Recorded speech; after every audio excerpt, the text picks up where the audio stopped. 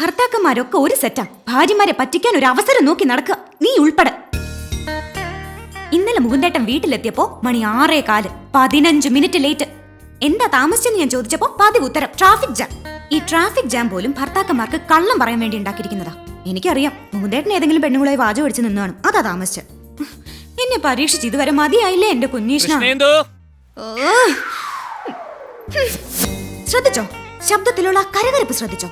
ഭാര്യമാരിൽ താല്പര്യം കുറയുന്നതിന്റെ ആദ്യ ലക്ഷണം ടോണിലുള്ള ഈ മാറ്റം. നീയും ഇങ്ങനെ ആയിരുന്നോ?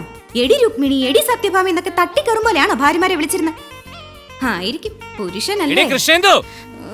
കേട്ടോ, ആദ്യത്തിനൊക്കെ കട്ടി കൂടി നിനക്ക് വെച്ചിട്ടുണ്ട്.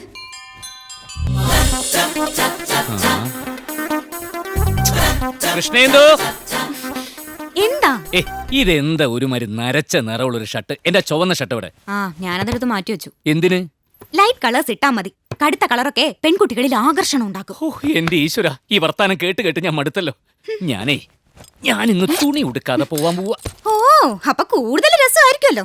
എന്റെ ഗുരുവായൂരപ്പ, കാണാം പെണ്ണുങ്ങൾ എണ്ണെന്നറിഞ്ഞ എന്തും ചെയ്യും ചില ആണുങ്ങൾ. അട്ടി വെച്ച് തന്നിട്ടുണ്ടല്ലോ. അയ്യോ കൃഷ്ണേന്ദു, എന്റെ കൃഷ്ണേന്ദു, നീ ടെൻഷൻ അടിക്കാതെ. എന്നെ പോലെ കാണാൻ കൊള്ളാവുന്നവരെയൊന്നും പെൺകുട്ടികൾക്ക് ഇപ്പൊ യാതൊരു മൈൻഡും ഇല്ല. അവരുടെ രീതികളൊക്കെ അങ്ങ് മാറിപ്പോയില്ലേ.